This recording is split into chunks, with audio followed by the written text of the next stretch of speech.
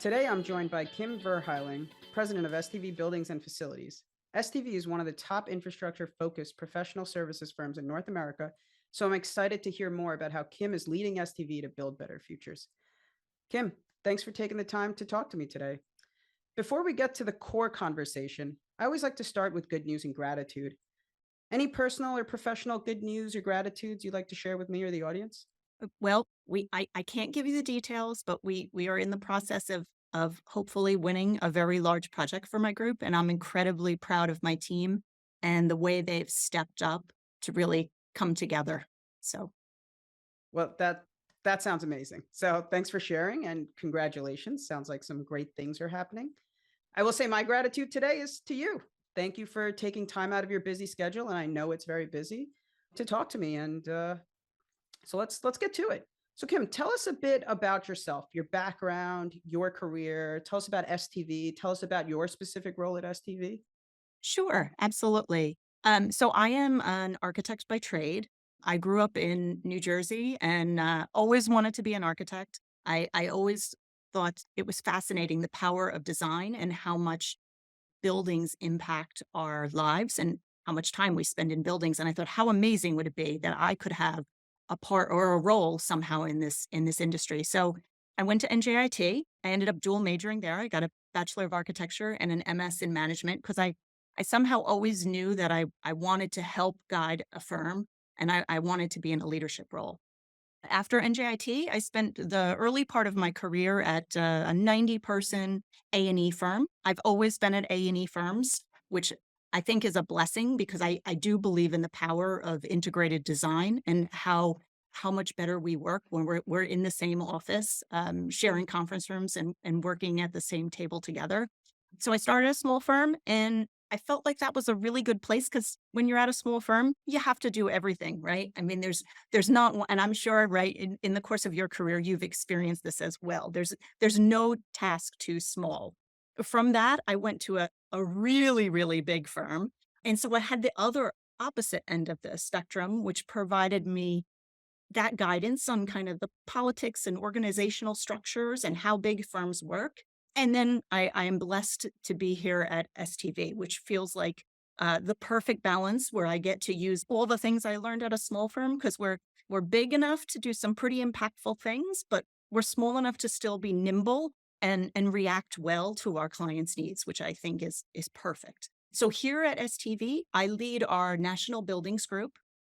I oversee a team of 350 plus architects and engineers, and we are, as I mentioned, an integrated practice. And my team focuses on what we like to term social infrastructure. So these are buildings in the education, justice, healthcare, science, federal, and of course, the transportation markets.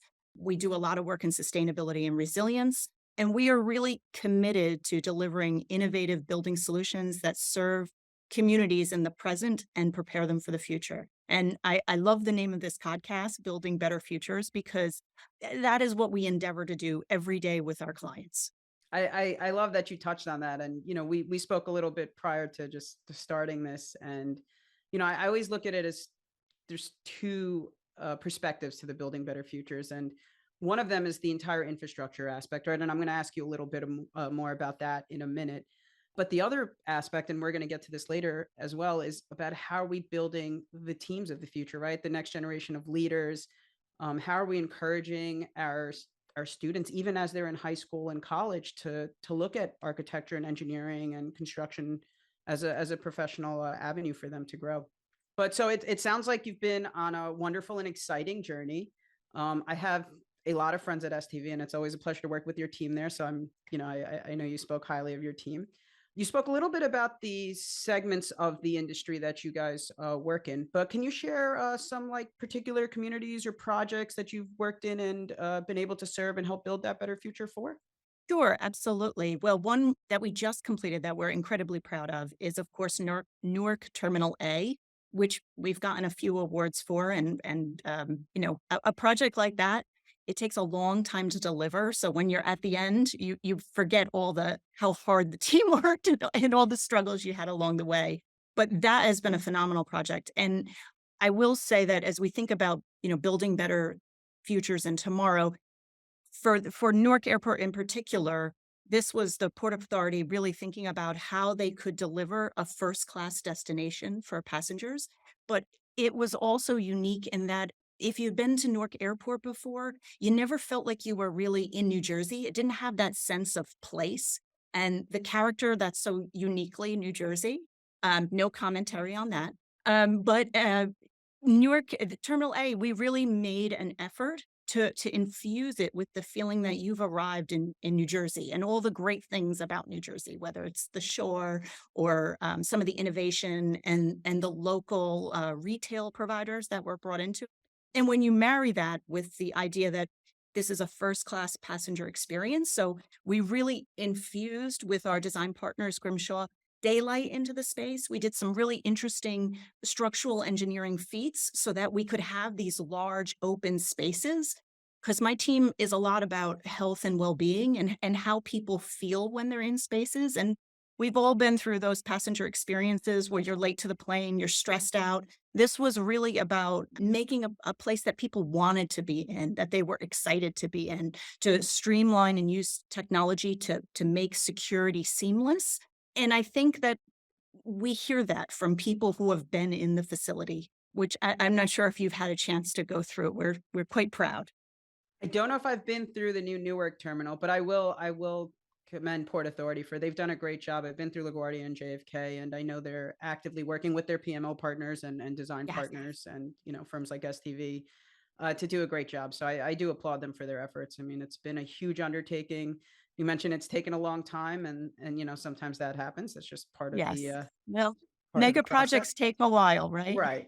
Exactly. But in the end, it's all about the results and the outcome, and they've done a great job.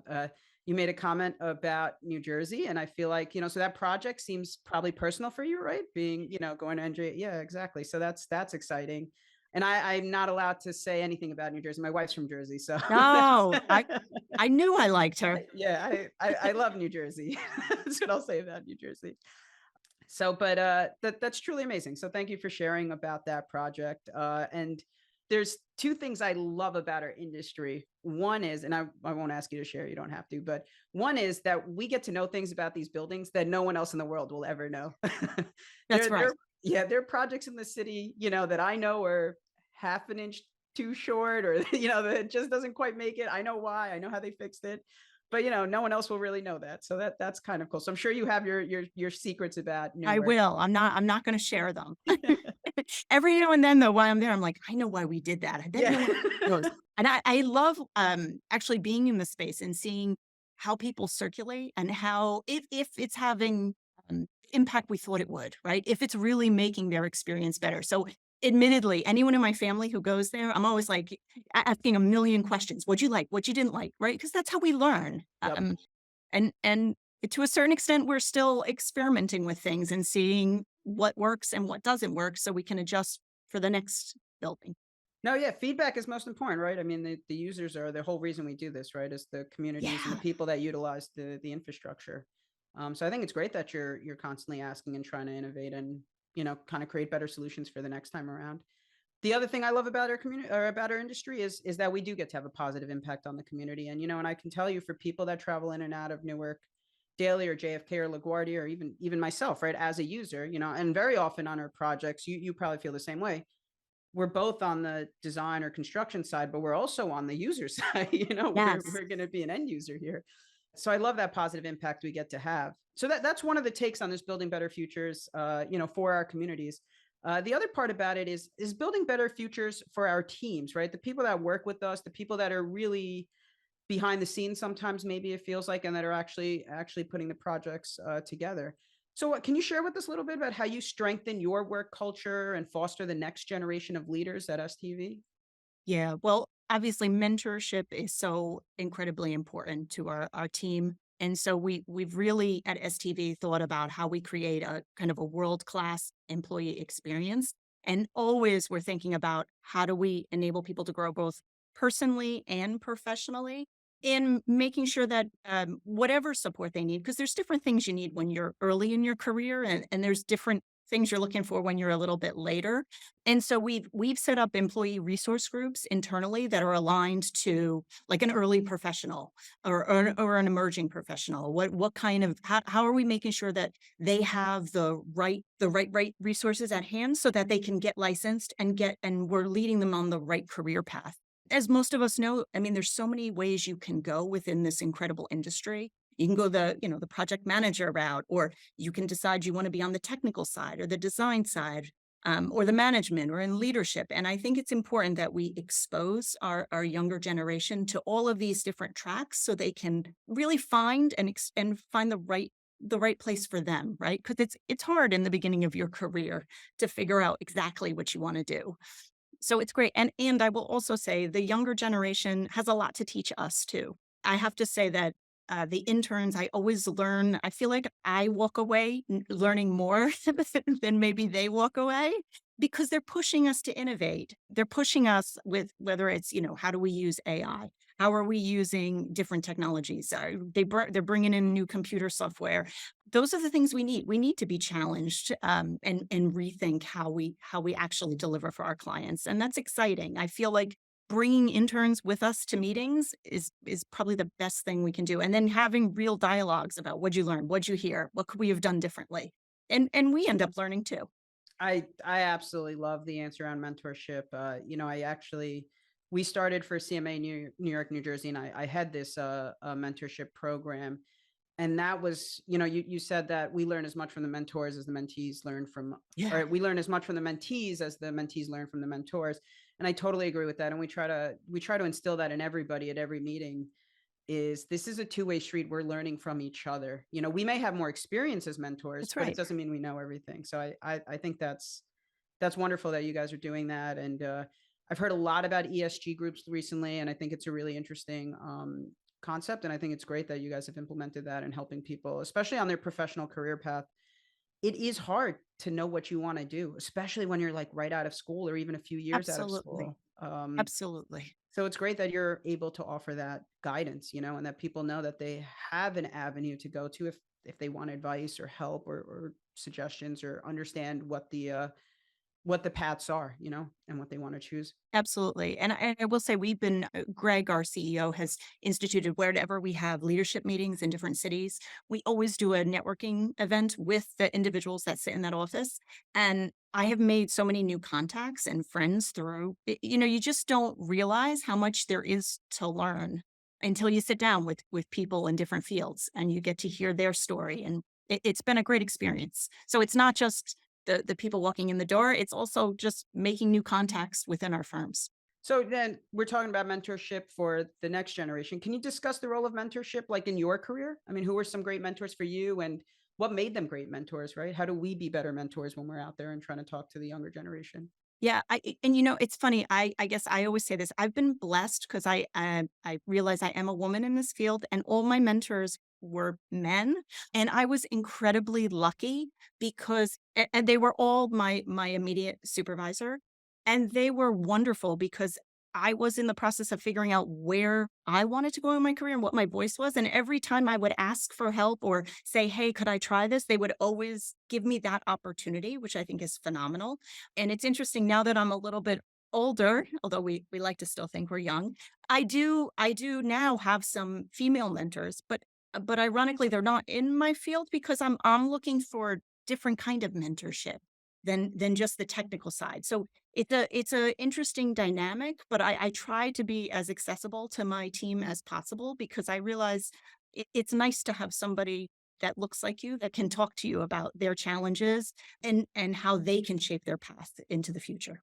I I love that. I wasn't even planning on talking about this, but I have a business coach who is not in our industry, but I Yeah. consider a mentor, and he's been instrumental in helping me think about like business and life in certain Yes. ways. And I think it's actually really great advice. And so I just want to repeat it for all the listeners to like, no matter where you are, or what stage of your career, have mentors, talk to people that you think can help you be better, however that is. So I think that's great. Focusing back just on your career, I just gave I guess, a piece of advice that you really gave me, so I shared again. But what would you say is the best piece of advice you've ever received? I was always told that if you want to do something, even if you don't know how to do it, take a chance. Raise your hand and say, I'd like to try that. And don't be afraid to ask for help. People want to help people. I've never had, when I've gone for help, anyone say, no, I'm not gonna, take a risk and then be willing to say, hey, I've never done this before. I was thinking of doing this. What do you think? And get some feedback and you're going to be fine, right? Have confidence in yourself that you'll figure out how to do it. And if you fail, that's okay too. Like, don't be afraid to fail, right? It's okay. We've all failed. Well, you led me right into the next, topic here. I recently read an article that talked about how we as a society don't talk about failing enough, right? Failing is how we learn. Failing ends up being the catalyst for a lot of changes. If you go back to like a lot of great, let's call them founders or, contractors, anything really, they all go back to a point where they probably pivoted their business in some way and it was because they failed or because something didn't work the way they thought it would. What's your biggest failure? What do you think you learned from that if you had to think back through your career? Yeah, I think learning how to kind of navigate large organizations has been helpful. It showed me how to be a better collaborator, a better listener, and a better partner to my peers. And I think it takes you sometimes failing on a project or on a job where you think I shouldn't have done that. I should have handled this in a different way. And I find that I'm much more direct with individuals now before we get to a point like communication is key. I can't underscore that enough in anything, right? Personal life, professional life. I think being honest, being transparent, being a true partner to somebody, those are things that sometimes don't come naturally, right? Sometimes we have different agendas than other people and so but that's incredibly important to just be transparent and truthful to people and I feel like you'll always end up on the right side. Yeah, I think that's great advice for everybody listening. We talk about communication a lot in our office. It's very hard to get things done if people are not working with each other. Collaboration is key. You mentioned earlier about, the benefits of being at the small firm you were at and kind of wearing all hats, but also having to talk to everybody and then being at a very large firm where you had that. And I'm sure all of those experiences taught you about the communication being key to success. So talking about teams and success, can you share a success story of where you kind of like worked with a team to make something that maybe felt impossible come true? Hmm. I would say with this, we've had a couple projects for my group that I would say have been technical challenges and pushed us a little bit beyond our limits. And to your point, the part about communication and us all getting around a table together and each of us really voicing our concerns and coming up with a game plan together that we moved a project forward and had success for our client is something I'm very proud of. And I would say that's one of my goals in leading my group is to foster an environment where people feel that they can voice a challenge, voice a concern, and be taken seriously. And it won't just get brushed under the carpet. We take action, we fix, we readjust, but we're a team and we do it together. And I try to push that a lot. I encourage my leadership team when we're in meetings, like I want to hear their voices. I want them to talk and I don't want to talk. I want to hear what's on their minds so that we can come to a solution together. Amazing. So we're coming to the end here. I have two questions I want to ask you, and then I'm going to jump into a quick lightning round. And that'll be Wow. fast. We'll close this out.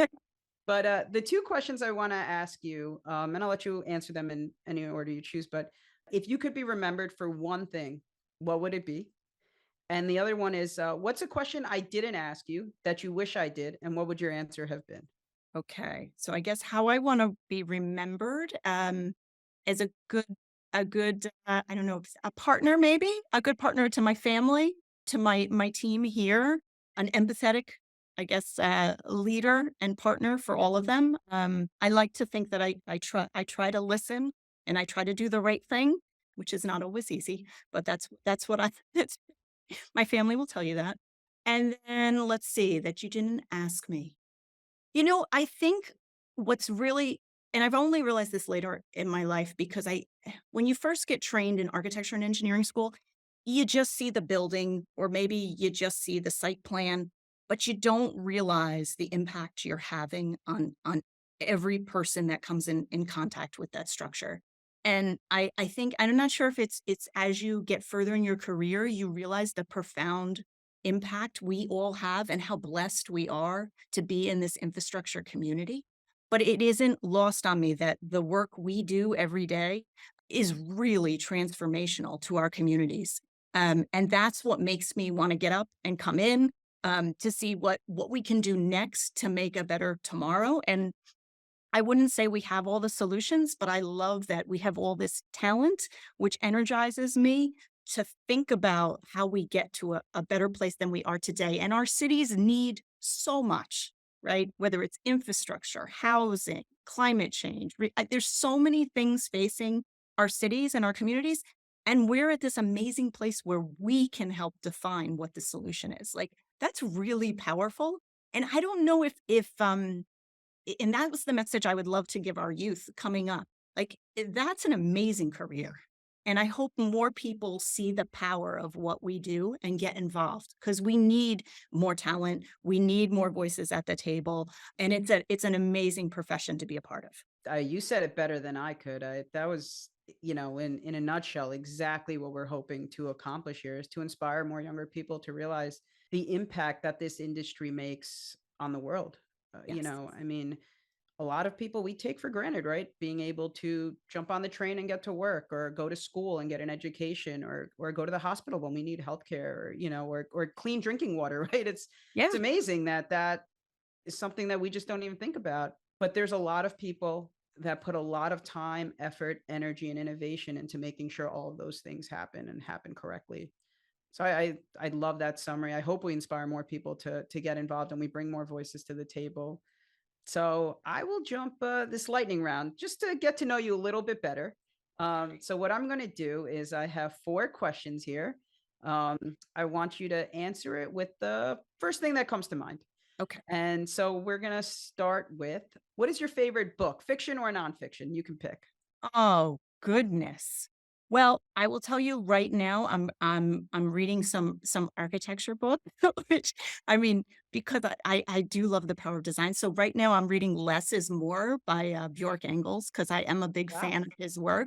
And I love the cartoons that he has in his books, which makes it feel like I'm not reading.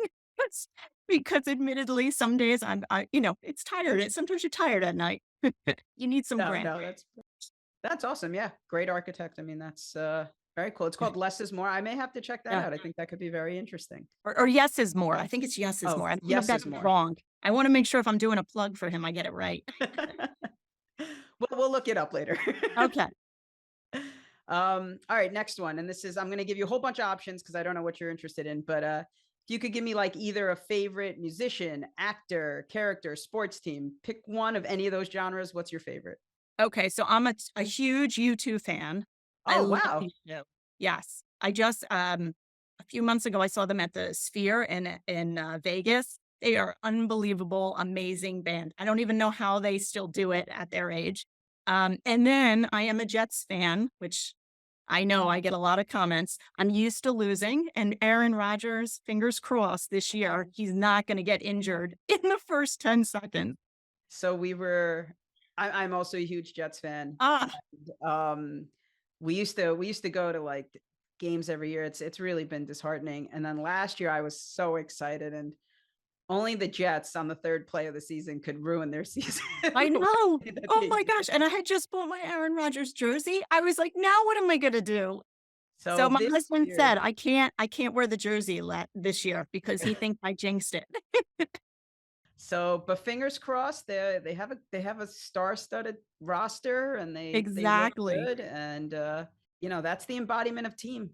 Hopefully Yeah. they can get together and make it work. So but to your point about you too, I had a good friend that went out to the Sphere, and to talk about like infrastructure marvels, Ugh, that is an incredible building and what they've done there. So it's I'm very amazing. excited. I haven't been yet, but I'm planning to go see something there. I started looking at some concerts for early next year, but there wasn't, at least when I was looking, I didn't see anything that was too interesting. But you recommended it, sounds like I should You go if I got you can. have to go. I mean, I don't know. I mean, U2 is that kind of band that embraces technology and visual graphics. It was amazing. I mean, really phenomenal. That's cool. All right, next one is what's your favorite vacation spot? My family, we always go to the Caribbean. I'm a big beach person. Right. And I will tell you, I don't have a favorite island yet, but we have not been to one twice, and I'm gonna get to every one of those islands down there, and then I will let you know. I will take recommendations. One of our team members is celebrating a milestone, and they're going to be going to Aruba. So I've heard very good Oh, things about Aruba.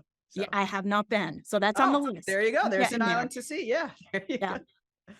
And then last question of the lightning round: who is one person you'd like to have a dinner conversation with, alive or past, but who's someone that like really inspires you? Or you'd be excited if you had the opportunity to talk to. Mm.